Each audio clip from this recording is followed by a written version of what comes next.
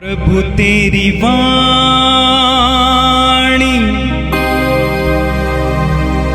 जीवन की रोटी, नयनों की ज्योति, अंधेरा मिटाती।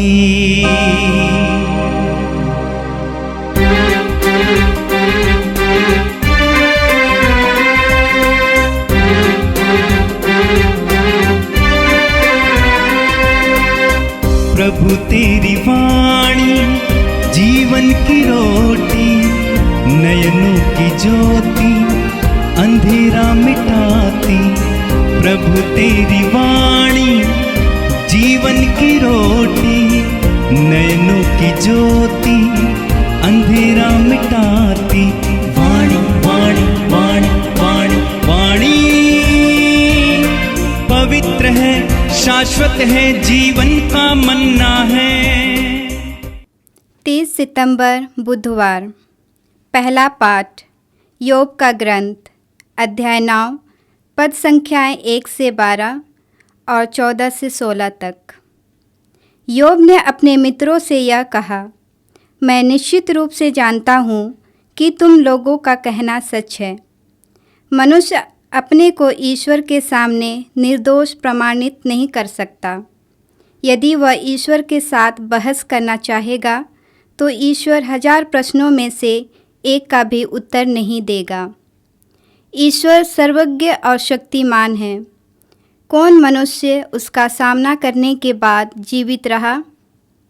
ईश्वर पर्वतों को अचानक हटा देता और अपने क्रोध में उल्टा देता है।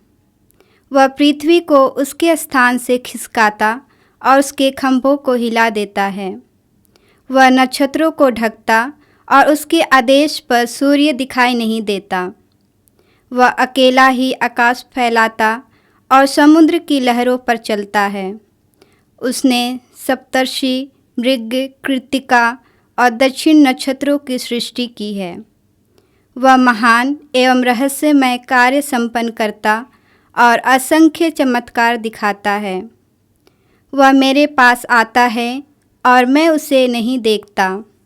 वह आगे बढ़ता है और मुझे इसका पता नहीं चलता।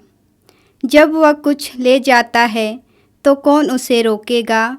कौन उससे कहेगा, तू यह क्या कर रहा है? मैं उसको जवाब कैसे दे सकता हूँ? उससे बहस करने के लिए मुझे कहाँ से शब्द मिलेंगे? यदि मेरा पक्ष न्याय संगत है और मैं न्यायकर्ता से दया याचना करता हूँ, तब भी मुझे उत्तर नहीं मिलता। यदि वह मेरी दुहाई का उत्तर देता तो मुझे विश्वास नहीं होता कि वह मेरी प्रार्थना पर ध्यान देता है। यह प्रभु की वाणी है। संत लूकस के अनुसार पवित्र सुसमाचार, अध्याय 9, वाक्य 57 से 62 तक। यीशु अपने शिष्यों के साथ यात्रा कर रहे थे कि रास्ते में ही किसी ने उनसे कहा, आप जहां कहीं भी जाएंगे मैं आपके पीछे पीछे चलूंगा। यीशु ने उसे उत्तर दिया, लोमड़ियों की अपनी मांदें हैं और आकाश के पक्षियों के अपने घोंसले, परंतु मानव पुत्र के लिए सिर रखने को भी अपनी जगह नहीं है। उन्होंने किसी दूसरे से कहा, मेरे पीछे चले आओ, परंतु उसने उत्तर दिया, प्रभु मुझे पहले अपने पिता को दफनाने के लिए जाने दीजिए। यीशु ने उससे कहा, मुर्दों को अपने मुर्दे दफनाने दो, तुम जाकर ईश्वर के राज्य का प्रचार करो। फिर कोई दूसरा बोला, प्रभु मैं आपका अनुसरण करूंगा, परंतु मुझे अपने घर वालों से विदा लेने दीजिए। यीशु ने उससे कहा, हल्की मूठ पकड़ने के बाद जो मुड़कर पीछे देखता है वह ईश्वर के राज्य के योग्य नहीं है। यह प्रभु का दिव्य सुसमाचार है। ख्रिस्त प्रभु की जय। मेरे प्रिय भाई और बहनों, हम विश्वासी होने के बावजूद अक्सर ईश्वर से सवाल करते हैं, ऐसा क्यों होता है, ऐसा क्यों होता है। और कभी कभी हम ईश्वर को डायरेक्शन भी देते हैं, ईश्वर को बताते हैं कि ये कीजिए, वो कीजिए, ऐसे कीजिए, वैसे कीजिए, मानो ईश्वर को कुछ नहीं आता है। आजकल हम अय्यूब के ग्रंथ से पढ़ रहे हैं। अय्यूब के जीवन में विपत्तियां आई, दुखी जरूर हुआ, उनके परिवार की स्थिति बहुत खराब थी, इसलिए उनके मित्र उनको सलाह देने और उनको समझाने के लिए आए थे और ईश्वर के बारे में, ईश्वर के कार्यों के बारे में बता रहे थे। अय्यूब अपने मित्रों को समझाता है कि कौन ईश्वर से सवाल कर सकता है, कौन उससे कहेगा तू ये क्या कर रहा है, मैं उसको जवाब कैसे दे सकता हूं, उससे बहस करने के लिए मुझे कहां से शब्द मिलेंगे। यदि मेरा पक्ष न्याय संगत है और मैं न्यायकर्ता से दया याचना करता हूं, तब भी मुझे उत्तर नहीं मिलता। और पहले आपने सुना आज के पाठ में अय्यूब कहता है कि ईश्वर सर्वशक्तिमान है, ईश्वर सब कुछ को संभाला हुआ है। हम मनुष्यों को अपनी दुर्बलता को, अज्ञानता को जानना जरूरी है। यह सच है कि हमारे पास बुद्धि है, हमारे पास ताकतें हैं, लेकिन हमारी सीमा को जानना जरूरी है। हमारी सीमाएं होती हैं, हम दुर्बल हैं, हम नश्वर हैं, हमारा कोई भरोसा नहीं है। देखिए संत पौलुस क्या कहते हैं कुरिन्थियों के पहले पत्र के अध्याय 4 वाक्य 7 में। पौलुस कहते हैं, तुम्हारे पास है ही क्या जो तुम्हें दिया नहीं गया है। तुम्हारे पास है ही क्या जो तुम्हें दिया नहीं गया है। सब कुछ तुम्हें दिया गया है, तो सवाल कैसे कर सकते हो।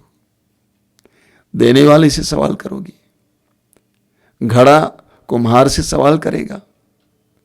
प्रभु ने स्वयं कहा है अपने वचन में, कैसे कर सकता है। हमारी सीमाएं होती हैं।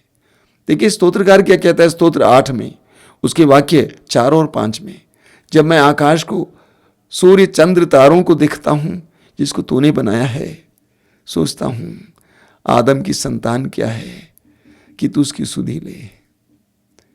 इतने बड़े ब्रह्मांड को देखता हूं, ईश्वर के बनाए हुए इस महान रहस्य को देखता हूं, तो मैं सोचता हूं कि मैं कौन हूं कि ईश्वर मेरी सुधि ले। हम कुछ नहीं हैं, हमें सच्चाई को जानना है। ईश्वर हमारे लिए योजना बनाया है। ईश्वर का अपना तर्क होता है, ईश्वर का अपना ज्ञान होता है, ईश्वर की प्रज्ञा होती है। वो तो प्रज्ञा का स्रोत है, वो तो ज्ञान का स्रोत है, सामर्थ्य का स्रोत है। उसके पास हमारे लिए योजनाएं हैं, उसका तर्क अलग होता है। वो मेरे भविष्य को जानता है, मेरे अतीत को भी जानता है। मेरा अतीत कैसा था, बीते दिन कैसे थे और आने वाले दिन कैसे होंगे, ये भी वो जानता है। मैं सिर्फ आज तक की बातें जानता हूं। हमें अपनी सीमाओं को जानना जरूरी है। और क्या करना है, ईश्वर के सामने नतमस्तक होना है। जीवन में परेशानी आती हैं, दिक्कतें आती हैं, विपत्तियां आती, विफलताएं आती हैं। सच्चे विश्वासी को प्रभु के सामने सिर झुकाना है, कहना है प्रभु मैं कुछ नहीं जानता, मैं कुछ नहीं जानता, तू जानता है। माता मरियम को देखिए, माता मरियम को यह प्रतिज्ञा दी थी स्वर्गदूत ने कि आपका पुत्र दाऊद के सिंहासन में विराजमान होगा, उसके शासन का कभी अंत नहीं होगा। अब देखिए 33 साल की उम्र में उसी मां के सामने क्रूस पर लटका हुआ है। मां कुछ समझ नहीं पाई, उसकी समझ में कुछ नहीं आया, लेकिन उसने सिर झुकाकर ग्रहण किया। एक विश्वासी को ऐसा ही करना है। हमारे समझ में कुछ नहीं आता है, लेकिन इतना हम जानते हैं कि हमारा ईश्वर प्रेमी है, दयालु है, भला है, वो कभी बुराई नहीं कर सकता है। पेतरुस को सुनिए, यूहन्ना के सुसमाचार के अध्याय 6 में प्रभु यीशु एक गहरी शिक्षा दे रहे थे अपने शरीर और रक्त के बारे में। लोग समझ नहीं पाए, सभी छोड़कर भाग गए। प्रभु ने अपने शिष्यों की ओर देखा, पूछा तुम भी जाना चाहते हो। पेतरुस ने क्या कहा, प्रभु हम जाएं तो कहां जाएं, आपके ही वचनों में अनंत जीवन का संदेश है। मेरा पक्का विश्वास है कि पेतरुस कुछ नहीं समझता था, प्रभु क्या कह रहे हैं, ये मांस क्या है, ये रक्त क्या है, कुछ समझ में नहीं आ रहा था। लेकिन पेतरुस एक सच्चाई जानता था कि आपके ही वचनों में अनंत जीवन का संदेश है। आप कभी झूठ नहीं बोल सकते हैं, गलत नहीं बोल सकते हैं। एक विश्वासी का ये मनोभाव होना चाहिए। ईश्वर से सवाल करना नहीं, ईश्वर को कोसना नहीं, ईश्वर को डायरेक्शन देना नहीं, बल्कि ईश्वर के सामने सिर झुकाकर माता मरियम की तरह बोलना, मैं प्रभु की दासी हूं, तेरा कथन मुझ में पूरा हो, तू जो चाहता है पूरा कर। एक बहुत सुंदर मनोभाव है जो आज हम सभी विश्वासी लोग ग्रहण कर सकते हैं। आज के सुसमाचार में हमें प्रभु यीशु के शिष्य बनने की शर्तों के बारे में पढ़ने को मिला। पहली बात, जब प्रभु यीशु चलते फिरते थे, उनके चारों ओर भीड़ हुआ करती थी।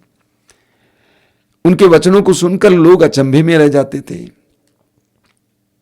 उनके कार्यों को देखकर लोग अचंभे में पड़ जाते थे, आश्चर्यचकित हो जाते थे। चमत्कार, चिन्ह, चंगाई।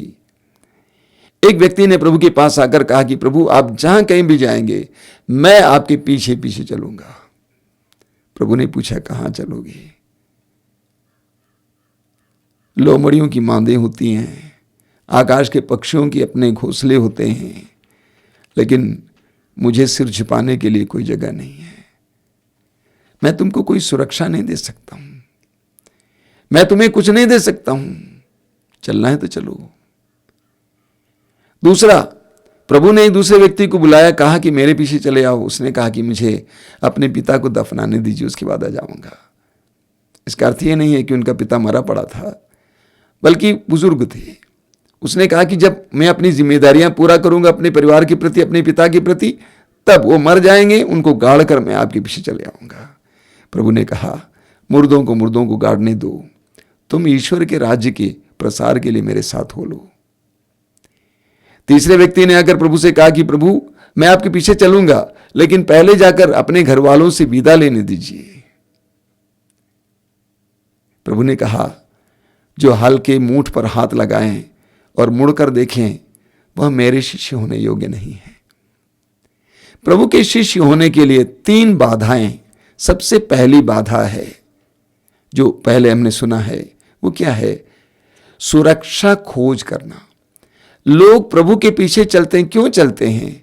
सुरक्षा मिलेगी, धन मिलेगा, प्रगति मिलेगी, सब कुछ अच्छा होगा, दुख नहीं होगा, सिर्फ सुख ही होगा। सुरक्षा की खोज में जो चलते हैं, वो यीशु के शिष्य नहीं बन सकता है, वो यीशु के शिष्य नहीं बन सकते हैं। दूसरा है पारिवारिक जिम्मेदारियां। कुछ लोग सांसारिक और पारिवारिक जिम्मेदारियों को ईश्वर के प्रति जिम्मेदारी से बढ़कर मानते हैं। पिता को गाड़ना, पिता की देखभाल करना, ये सब बहुत अच्छी बातें हैं, लेकिन ईश्वर के राज्य के प्रसार के लिए कभी कभी प्रभु हमें बुलाते हैं, तो हमें ये नहीं कहना चाहिए। ईश्वर के राज्य के लिए काम करने का जो उत्तरदायित्व तो हमें मिला है, वह पारिवारिक जिम्मेदारियों से भी बढ़कर है। तो पारिवारिक जिम्मेदारियां, उसको प्रभु के कार्यों के प्रति उत्तरदायित्व से बढ़कर जो मानता है, वो यीशु का शिष्य नहीं बन सकता है। तीसरा, मोह, लोगों के प्रति मोह। उसने कहा कि मैं जाकर सबसे विदा लूंगा, तब आपका अनुसरण करूंगा। यानी उसके अंदर लोगों के प्रति मोह था।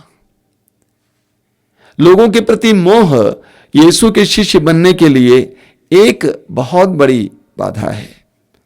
रिश्ते और रिश्तों को छोड़ने में दिक्कत, यह यीशु के शिष्य होने के लिए हमारे जीवन में एक बहुत बड़ी बाधा है। मैंने कई लोगों को देखा है जिनको प्रभु ने बुलाया है अपने राज्य के लिए काम करने के लिए, लेकिन बेचारे अपने लोगों के प्रति मोह के कारण छोड़ नहीं पाते हैं, विदा ले नहीं पाते हैं। जाते हैं, कहते हैं कि मैं जाऊंगा, वापस आऊंगा, तेरी सेवा करूंगा, जाते हैं, फंस जाते हैं। बार बार आके बोलता है कि मैं प्रभु तेरे कार्य में हाथ बटाना चाहता हूं, लेकिन परिवार, लोगों के प्रति मोह उनको रोक देता है। आज हम प्रभु से प्रार्थना करेंगे कि प्रभु हमें छोटे बनाइए, हमें नम्र बनाइए, हमें विवेक दीजिए, तेरे राज्य के लिए काम करने के लिए, तेरे शिष्य बनने के लिए एक सच्चे विश्वासी का जीवन जीने के लिए मुझे कृपा दीजिए। आंखें बंद कीजिए। प्रभु यीशु, इस सुंदर दिन के लिए धन्यवाद देता हूं। धन्यवाद देता हूं कि तेरे पवित्र वचनों के द्वारा तूने हमसे वार्तालाप किया है। तू हमसे बोला है। तू हमसे बोला है कि अपनी अज्ञानता, अपनी दुर्बलता, अपनी सीमाओं को जानो, स्वीकार करो, ईश्वर के सामने झुको। जिस तरह मैं पिता के सामने झुका, उसी तरह झुको। प्रभु यीशु, तू हमें अपना शिष्य बनाना चाहता है। हमें भी तेरे पीछे चलने के लिए कृपा दीजिए। जो बाधाएं हैं, सबसे पहले उनको पहचान ले और उनको छोड़ने के लिए और तुझे ज्यादा महत्व देने के लिए हमें कृपा दीजिए। प्रभु यीशु, जो भाई बहन इन वचनों को सुन रहे हैं, उन सबको आशीर्वाद दीजिए। तेरे सच्चे शिष्यों की तरह एक नम्र और ईश्वर के अधीन जीवन जीने के लिए कृपा दीजिए। आज का दिन उन सब के लिए आशीष का दिन हो, अनुग्रह का दिन हो। उनके कामकाज, हर कार्य तेरी आशीषों से भरे हों। आमीन। प्रभु तेरी वाणी जीवन की रोटी, नयनों की ज्योति, अंधेरा मिटाती। वाणी वाणी वाणी वाणी वाणी पवित्र है, शाश्वत है, जीवन का मन्ना है।